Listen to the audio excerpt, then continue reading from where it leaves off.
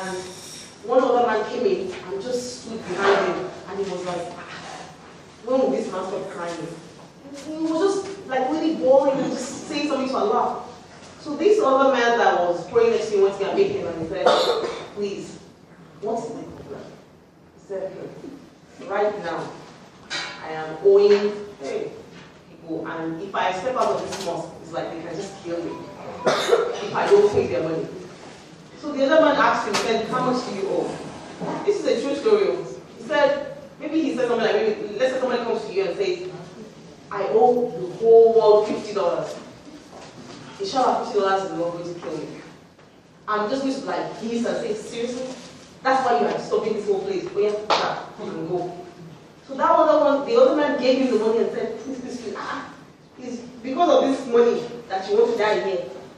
So as he gave to the crying man, he said, this security kid, thank Allah before thanking the man. So this other man who gave him the money was so impressed. And he said, here is my card. Call me in anything. He said, the poor man will take the card. That he said, when next I need something, I will call the person who sent you. Even me, I don't think my faith is up to that. I will not put it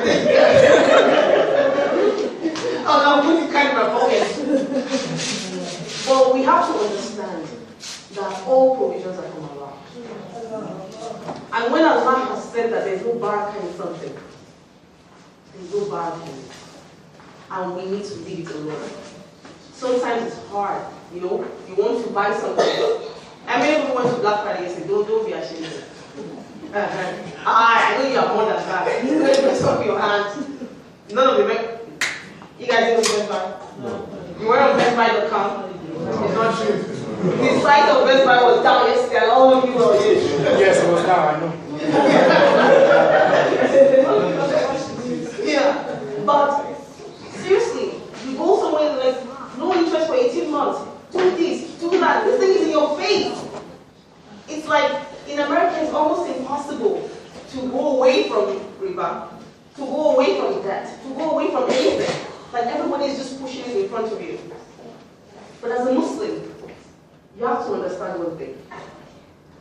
Our key to success is not in Best it's not in Target, it's with Allah. And if we try our best to obey Allah, we all fall short. But let's try our best to obey Allah and see what He will do for us. But again, I want to say this especially to the brothers, a Muslim is not a passive person. You see many of the brothers, when they are getting religious, then it's like, okay, it's one chocolate and 4 shirts. That's it. Anything about money is haram. Yeah. No. Our official, I don't know what I do. I didn't know what I did. Oh, no. Inshallah. As long as we're doing everything within the parameters of what is allowed, we need wealthy Muslims. We do. We need Muslims that can bring out $10,000 so that we don't go and start collecting riba to build masjid. Also, let's stay away from interest. If you go and read Surah Al-Baqarah, ayah 270 to 275, I think you'll be really afraid when you read how Allah declares war against deal with interest. It will make you afraid. And let's think of you guys. Who doesn't make mistakes? Everybody does. If you've done something in the past, I've had every kind of loan possible. I've had a car note, I've had a mortgage, I've had the student loan, I've had everything. But now I don't like everything again. But I still keep doing this proud to Allah for the things I've passed. And let's give sadaqah when it's convenient and even when it's hard.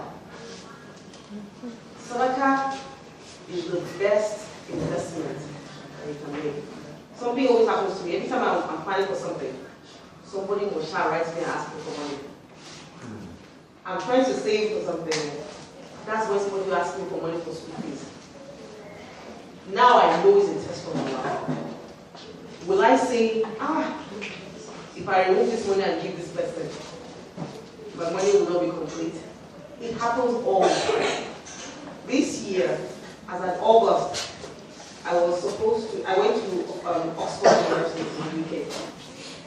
The school fees was about $10,000 that I was supposed to pay. As an August, I had maybe 3,000.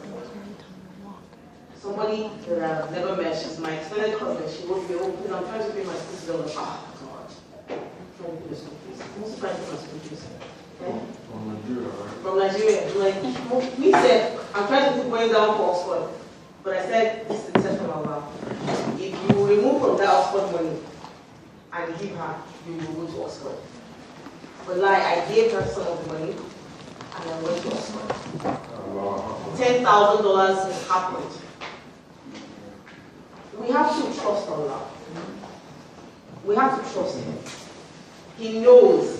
He knew I wanted to go to Oxford. And he knew that the thing cost 10,000 when he actually came up and asking for money. So we must trust Allah, we must give sadaqah. Sometimes it's hard. You know, like, when Nigerians, people will just come. Hey, my father is something. Hey, my mother is something. People just call you, because in America, they just want to collect all your money. But we should never be afraid to give. Giving in Islam is not that you should kill yourself and, you now be wearing rags while everybody else is taking money. No. But we should give for the sake of Allah and expect reward from Allah. The Prophet said that we should save ourselves from the fire of hell, even if it's with one date. And as my dad taught me a lot about Islam when he was alive, but his death is teaching me more than he taught me in his life. My dad was a businessman. And about 5 years ago, my sister and I, we used to pray for God, please, let this man not come and die. Because if this man dies, hey, Wahala, who will we sell to pay his debt? Because he will be owing banks like serious money. Sometimes the business will not work. 25 million, I'm not talking small money. I'm talking serious big money. But you know what my dad used to do? He never ever kept money. He would just call you. He went to one masjid, he went place in Jebu, and their floor is not good, so he's good for 500,000 to tile the whole floor. He will do it. Wow. He went to one place, they don't have a masjid, he wants to build a masjid. He will build. He was investing. And what the Allah promised, Allah says that if you build a masjid, what will he do? He will build a place for you in Jannah, right? Sure. My dad died with zero debt. Zero. My sisters and I were still like in shock. We can't believe it. Zero. I've never known in my adult years a time when he had zero debt. Never. But Allah's promise is always true. It's always true. And if we can look in our hearts and believe Him, whether we're in America or wherever we are, we'll be okay. Another thing we should really think about is, from that ayah I was talking about before, perspective is very critical. Some of us will be hustling. Who is a pharmacist here? Anybody pharmacist? Anybody nurse? Nurses, pharmacists, they're the ones who do this a lot. They will walk. 1 million shifts, they will just be walking. We have to think about perspective. How much is enough? How much? What do we really need? So we'll be in this life for maybe how many? 100 years? I don't want to be 100 years old. But let's just say you live long, 100 years. For how long has your grandfather been in the grave? How long has his own father been in the grave? How long has the father of your great-grandfather been in the grave? Some of our ancestors that we don't even meet have been in the grave for 200, 300 years. Which one should be priority? Here? Or how many years? But that was 69 when he died. Or there? That is possibly 1,000 years. It's very important to keep things in perspective as Muslims. Because America, this country where we are, we can get carried away easily. All you need, I don't have cable TV again, but when I used to have cable, my God. You just put on the television, no money down, zero down, no credit, bad credit. It's like by the time you look, it's like you need everything. By the time they are done with you, or you get into the store, you want to do your own grocery shopping, clearing like this is a problem. Everybody will just be like, the things will be in front of you. Maybe you enter, you just see pumpkin. You don't celebrate Halloween, but you want to buy pumpkin. It's just right there in front of you. And I'll be talking about that very soon, about, how do those things get you and how do they not get you? Most importantly, let's understand that Islam doesn't say don't owe or don't borrow. There are two things that Islam says you shouldn't do. Don't be a party to interest. Allah says in Surah Al-Baqarah, He says what means that they say that usually riba is like trading. It's not trading. She clarifies it. It's not trading, and Allah does not bless it. When you borrow somebody money, you're not selling anything on the line. As long as you are charging somebody for your money, you are essentially oppressing the person. So Allah says that it's not trading. That Allah blesses trade when He doesn't bless riba. And we have to be very, very conscious of it. The Prophet has said that those who pay it, those who receive it, those who witness it, those who, like, by the time He listed all the things, even myself, I was like, try, I think I'm still inside. We must be very careful. And another thing that Islam says to stay away from is unpaid debt. That you shouldn't die and leave debt behind. If you die and leave debt, your descendants will pay it, Abi? Okay, now, this is the problem. God forbid somebody die now and leave me their debt to pay. Why now? Why? What's there emergency? You leave your debt. But how do we decide? How do we avoid this? Keep the debt level low. Last year, I thought about it. I was like, I was living in a 4-bedroom, 3 and a half flat, 2 cars and right half from myself. I was like, there's something wrong with this. I don't even need all this room. And those who know me know that I'm always on the plane. I can be in the house only 3 days a month. Now, you guys were in my house last. You see that I live in a studio. I live in a studio. Because I'm trying to keep my perspective.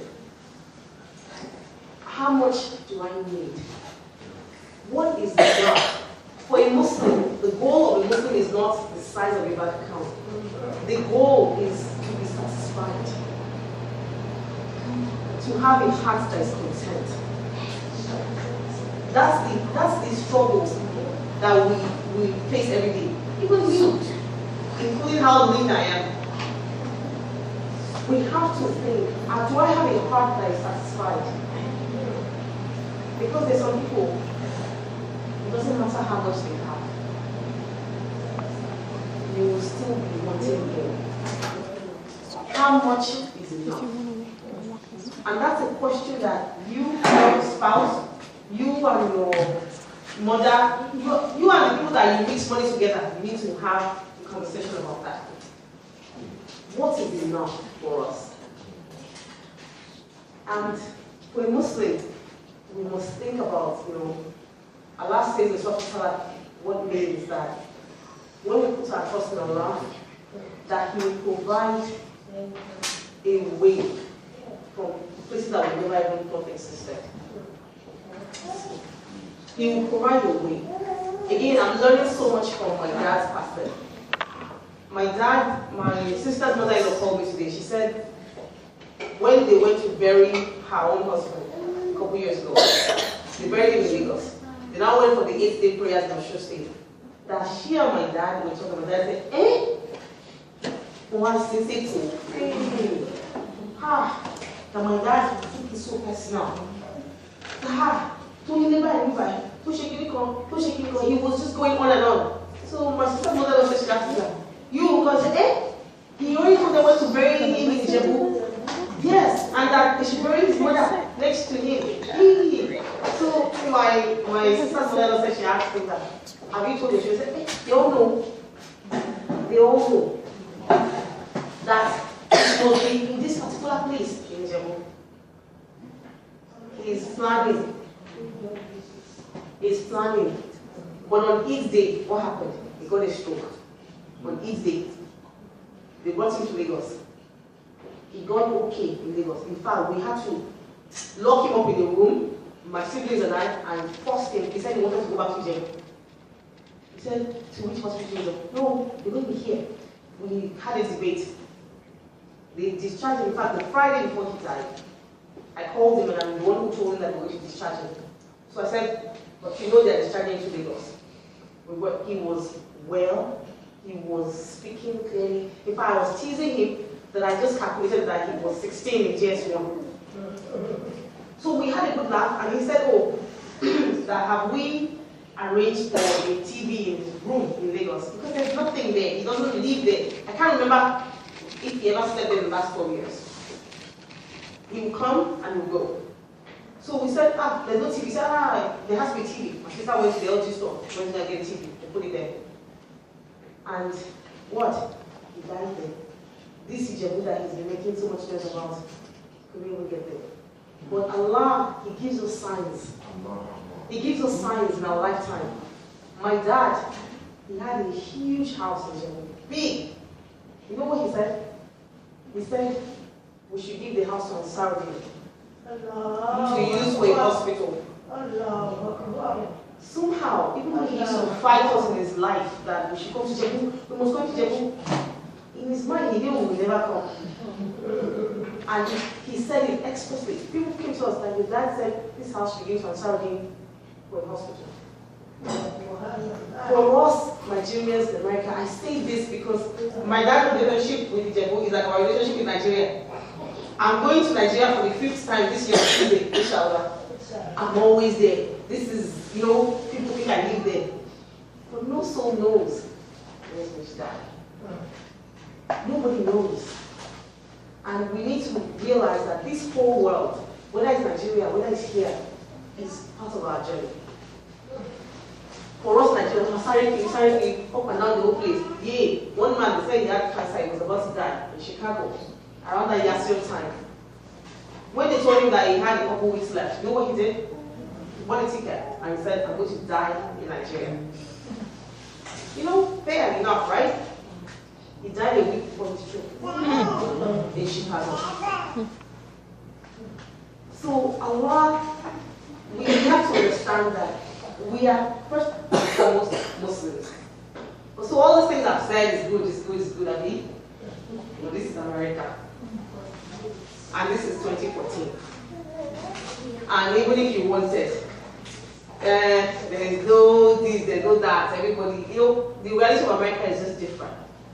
So how can we be Muslim? Knowing all what we know, knowing that we are China bound and be successful in America. Because, hey, sisters, the fact that the brothers, they are Afars, doesn't mean they should be showing up in your house with some mulwe car.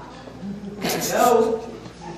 Doesn't mean that they should be showing up and they will not be looking put together. Of course not. Can we still succeed as Muslims who are trying to please our Lord in America? With everything that I've said, who thinks that we can succeed? Who thinks that a Muslim can still succeed? I wanted to think everybody, I thought everybody would think so. Well, even if you don't think so, even if you are going to think so, because of all these boundaries, who will borrow you money without charging you interest, Abby? Who will sell a car to you without charging you candle, Abby? Well, it's possible. I've bought my last 2 cars with 0%. Yeah, yeah, maybe I just crashed my credit. But, so, what is the American dream? This is where I really want to go. What is the American dream?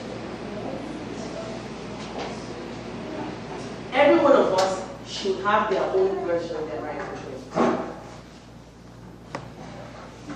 Who doesn't have that? I came to this country and there's something that I want to, I want to achieve.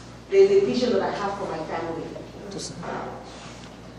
What is your dream?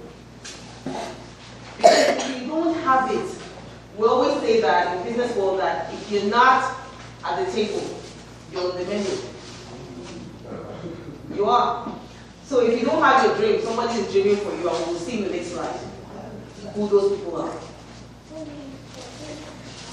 Every day there's an attempt for, the media and even our people. You go on Facebook, somebody just looks like they're having the life that you want. Today they're in Jamaica, tomorrow they're in St. Martin. Is it only you? They're just up and down the whole place, just balling. And you are the only person in charge. Everything just go to work, come back, go to work, come back. So you won't go back for Wahala. You watch Keeping Up with the Kardashians and all these people, and they look like all they need to do is just to stand there and people start coming to them and they have all this money. What is wrong with you? There's nothing wrong with you. There's something wrong with somebody who doesn't have their own version of the dream. We have to begin to realize that we're about to say Okotolariwa. We all came differently. One day I was in the airport in Nigeria, and the teacher with people, when I say we should fly this teacher with my own life, I got there, they said, Madam, we have downgraded it to economic class. I had paid small money, and I was just there in premium economy. I said, what did you say? They said, we've downgraded to economic class. You are on 500% for one order. Do I look like I came here with anybody? I came here by myself. So don't be telling me that me and some other people. And that should be our approach to America, American life. When I came to America, I came by myself.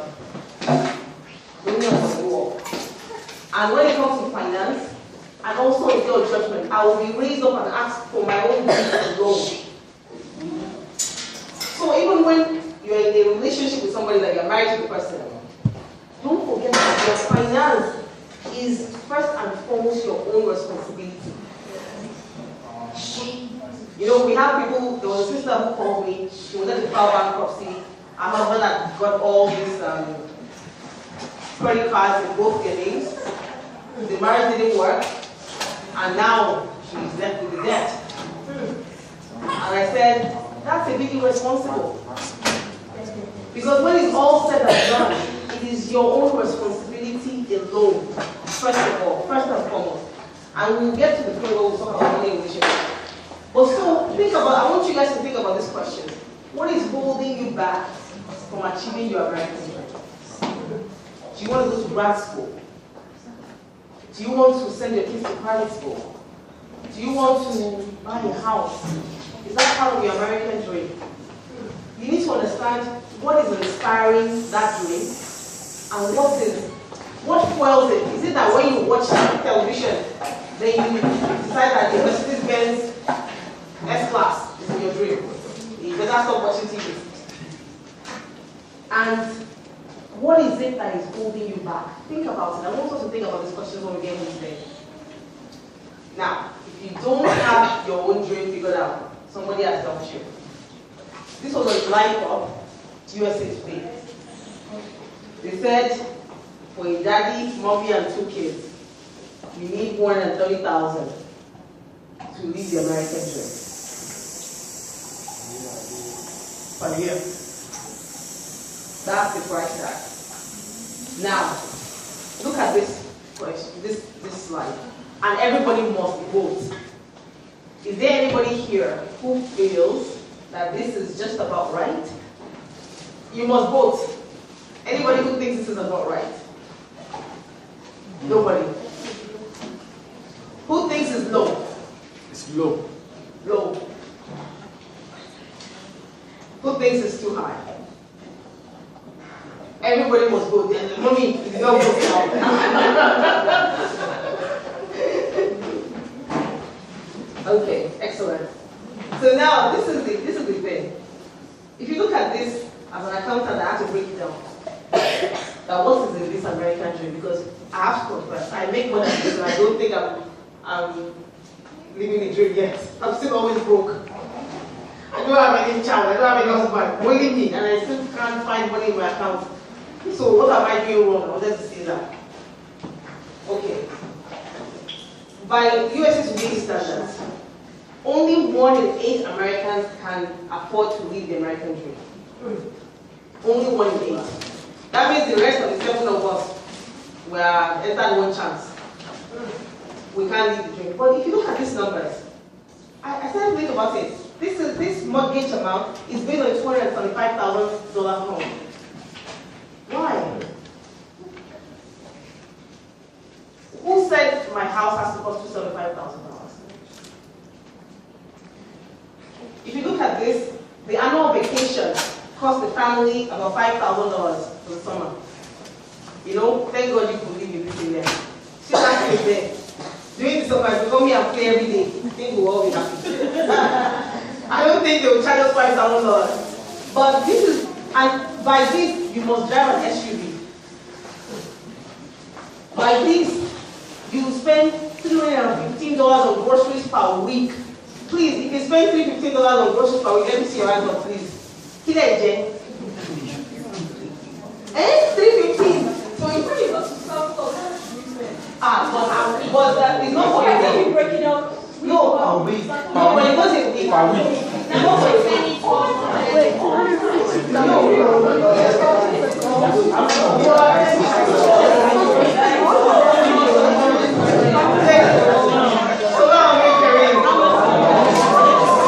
when you go to Sam's Club, she makes a very nice point. When you go to Sam's Club, and you come out of Sam's Club with $300, that food is for hopefully 12 or 3 months.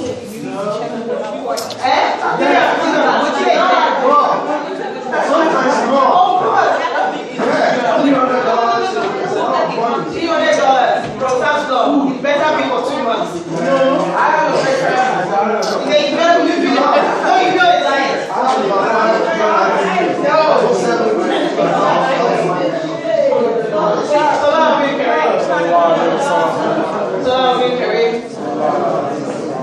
You see, this is something that we have to proactively do. For us, for many of us, we need to start doing something, a good deal of tracking of our expenses. There's a tool that I use, it's called Why Now. You need a budget. I use it to track my expenses in categories.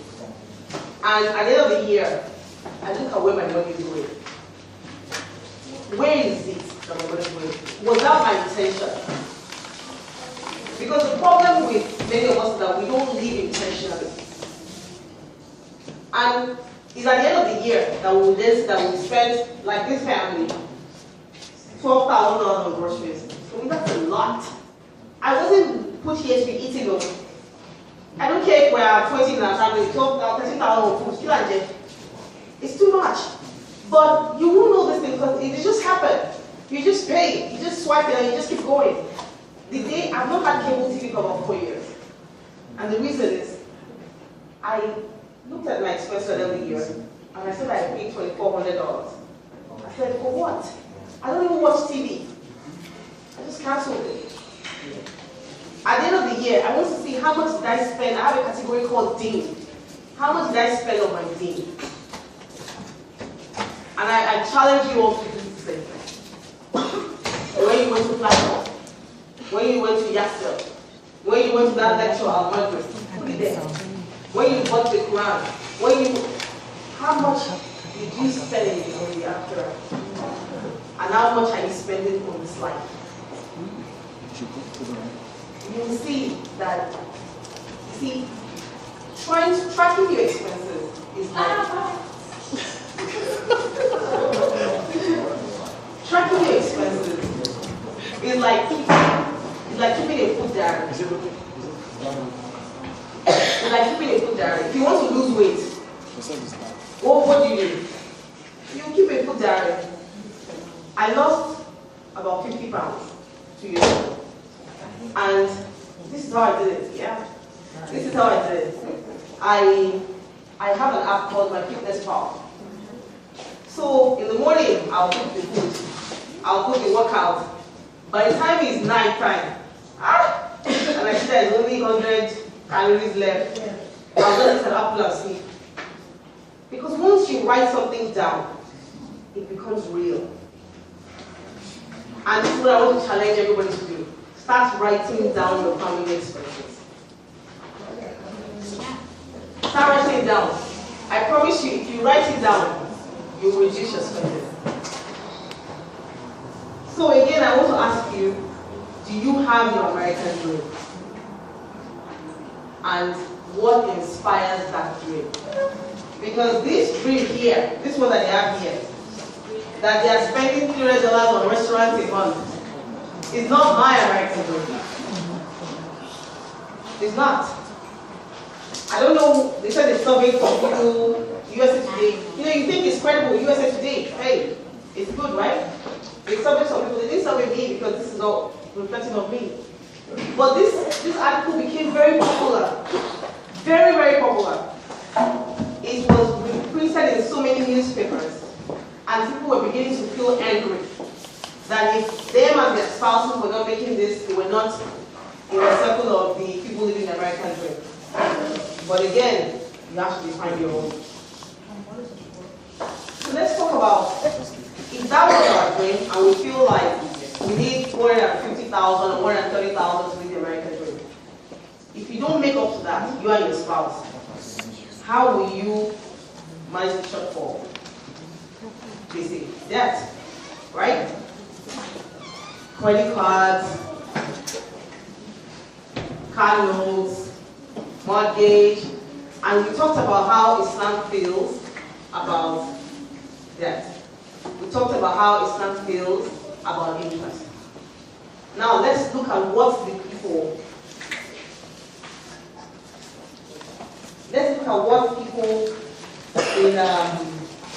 in mainstream America feel about interest. Not USA Today. This is from Time Magazine and from New York Times. They're talking about how young people, especially those of us who are in college, just finishing college, how young people are doing what? They are accumulating so much debt, in credit card debt, that in the next 20 years, you will have that orange juice that you bought. Because that orange juice that you bought for $2 is now $10. You're now paying $10 for it. So think about that before you swipe your card. Think about that before you make minimum payment. If you cannot pay for something with cash, don't put it on the credit card. In my mind, you have a debt problem at that point. I use credit card, I use American Express. Because American Express and Delta, they give me one free back to Nigeria. But once I charge it, you can be sure the money is sitting down there for me to pay back. The moment you charge it and you can't pay it back, you have a problem. And many of us, we